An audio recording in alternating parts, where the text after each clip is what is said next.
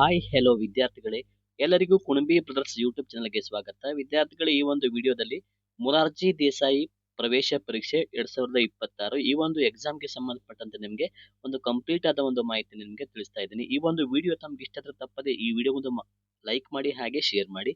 ಇದೇ ತರ ನಿಮಗೆ ಇನ್ನೂ ಹೆಚ್ಚಿನ ರೀತಿಯ ಅಪ್ಡೇಟ್ಸ್ಗಳು ಬೇಕಾದಲ್ಲಿ ನಮ್ಮ ಕುಣಬಿ ಬ್ರದರ್ಸ್ ಯೂಟ್ಯೂಬ್ ಚಾನಲ್ ಅನ್ನು ಸಬ್ಸ್ಕ್ರೈಬ್ ಮಾಡಿಕೊಳ್ಳಿ. ಹಾಗಾದ್ರೆ ಬನ್ನಿ ವಿದ್ಯಾರ್ಥಿಗಳೇ, ಶುರು ಮಾಡೋಣ. ಈಗ ಮೊರಾರ್ಜಿ ದೇಸಾಯಿ ವಸತಿ ಶಾಲೆಯ ಪ್ರವೇಶಕ್ಕೆ ಅರ್ಜಿ ಸಲ್ಲಿಕೆ ಪ್ರಾರಂಭವಾಗಿದೆ. ಸಾಕಷ್ಟು ಜನ ವಿದ್ಯಾರ್ಥಿಗಳು ಕಮೆಂಟ್ ಮಾಡಿ ಕೇಳ್ತಾ ಇದ್ರು, ಸರ್ ಈ ವರ್ಷದ ಒಂದು ಅಂದ್ರೆ 2026ರ ಒಂದು ಮೊರಾರ್ಜಿ ನೋಟಿಫಿಕೇಶನ್ ಯಾವಾಗ ಆಗುತ್ತೆ, ಯಾವಾಗ ಅಪ್ಲಿಕೇಶನ್ ಹಾಕ್ಬೋದು, ಹೇಗೆ ಅಪ್ಲಿಕೇಶನ್ ಹಾಕ್ಬೇಕು, ಇದೆಲ್ಲ ಸಾಕಷ್ಟು ಜನ ವಿದ್ಯಾರ್ಥಿಗಳು ಕಮೆಂಟ್ ಮಾಡಿ ಕೇಳ್ತಾ ಇದ್ರು. ಸೊ ಹಾಗಾಗಿ ನಿಮಗೆ ಈ ಒಂದು ವಿಡಿಯೋದಲ್ಲಿ ನಿಮಗೆ ಕಂಪ್ಲೀಟ್ ಆಗಿ ಒಂದು ಮಾಹಿತಿನ ನಿಮಗೆ ತಿಳಿಸುವಂತ ಪ್ರಯತ್ನ ಮಾಡ್ತೀನಿ. ಹಾಗಾದ್ರೆ ನೋಡಿ, ಅರ್ಜಿ ಸಲ್ಲಿಸಲು ಕೊನೆಯ ದಿನ ಅಂದ್ರೆ ದಿನಾಂಕ 2/2/2026 ನೀವು ಅರ್ಜಿಯನ್ನ ಸಲ್ಲಿಸಲಿಕ್ಕೆ ಕೊನೆ ದಿನಾಂಕ ಅಂದ್ರೆ 2 ಫೆಬ್ರವರಿ 2026 ಒಳಗೆ ನೀವು ಅರ್ಜಿಯನ್ನ ಹಾಕ್ಬೇಕು. ಹಾಗಾದ್ರೆ ಆ ಅರ್ಜಿಯನ್ನ ಎಲ್ಲಿ ಹಾಕ್ಬೇಕು ಅಂತ ಹೇಳಿ ನಿಮಗೆ ನೆಕ್ಸ್ಟ್ ಮಾಹಿತಿನ ತಿಳಿಸ್ತೇನೆ ನೋಡಿ. ಅರ್ಜಿ ಸಲ್ಲಿಸಲಿದ್ದು ಕೊನೆಯ ದಿನಾಂಕವಾಗಿರ್ತದೆ. ಹಾಗೆ ಪರೀಕ್ಷಾ ದಿನಾಂಕ ಬಂದ್ಬಿಟ್ಟು 1/3/2026 1ನೇ ತಾರೀಕಿಗೆ ನಿಮಗೆ ಮಾರ್ಚ್ 1ಕ್ಕೆ ನಿಮಗೆ ಎಕ್ಸಾಮ್ ಇರುವಂತದ್ದು.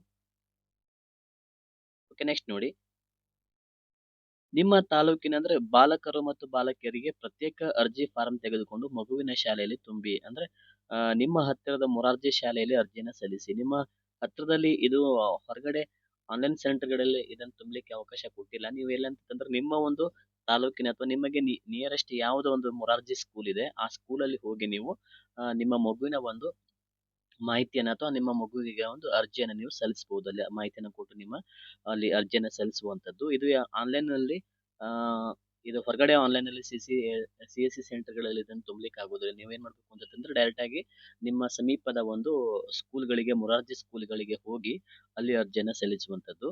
ಹಾಗೆ ಬೇಕಾಗುವಂತ ದಾಖಲೆಗಳು, ನೀವು ಅರ್ಜಿಯನ್ನು ಸಲ್ಲಿಸಬೇಕಾದಲ್ಲಿ ಮೊದಲನೇದಾಗಿ ನಿಮ್ಗೆ ಏನು ಬೇಕಪ್ಪ ಅಂತಂದ್ರೆ ವಿದ್ಯಾರ್ಥಿಯ ಆಧಾರ್ ಕಾರ್ಡ್ ಬೇಕು. ವಿದ್ಯಾರ್ಥಿಯ ಒಂದು ಆಧಾರ್ ಕಾರ್ಡ್ ನಿಮ್ಗೆ ಕಂಪಲ್ಸರಿ ಆಗಿ ಬೇಕು. ಹಾಗೆ SATS ಸಂಖ್ಯೆ ಅಂದ್ರೆ ನಿಮ್ಮ ಶಾಲೆಯಲ್ಲಿ ಕೊಡುವಂತ ಒಂದು 9 ಅಂಕೆಯ ಒಂದು ಹೆಜ್ಜೆ ಗುರುತಿನ ಸಂಖ್ಯೆ ಅಥವಾ SATS ಸಂಖ್ಯೆನ ನೀವಲ್ಲಿ ತಗೊಂಡು ಹೋಗ್ಬೇಕು. ಹಾಗೆ ಜಾತಿ ಮತ್ತು ಆದಾಯ ಪ್ರಮಾಣ ಪತ್ರ, ಇನ್ಕಮ್ ಅಂಡ್ ಕಾಸ್ಟ್ ಸರ್ಟಿಫಿಕೇಟ್, ಇದನ್ನು ಸಹ ನಿಮಗೆ ಅಲ್ಲಿ ಕೇಳ್ತಾರೆ.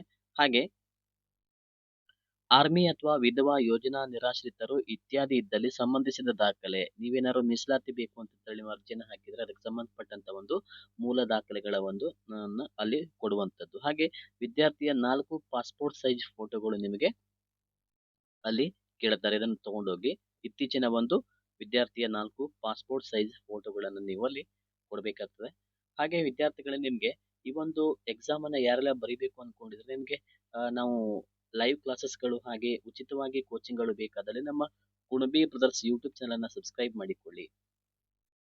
ಹಾಗೆ ಈ ಎಲ್ಲ ಮೇಲ್ಕಂಡ ದಾಖಲೆಗಳೊಂದಿಗೆ ನಿಮ್ಮ ಹತ್ತಿರದ ಮೊರಾರ್ಜಿ ದೇಸಾಯಿ ವಸತಿ ಶಾಲೆಗಳಿಗೆ ತೆರಳಿ ಅರ್ಜಿಯನ್ನು ಸಲ್ಲಿಸಬಹುದು. ಧನ್ಯವಾದ.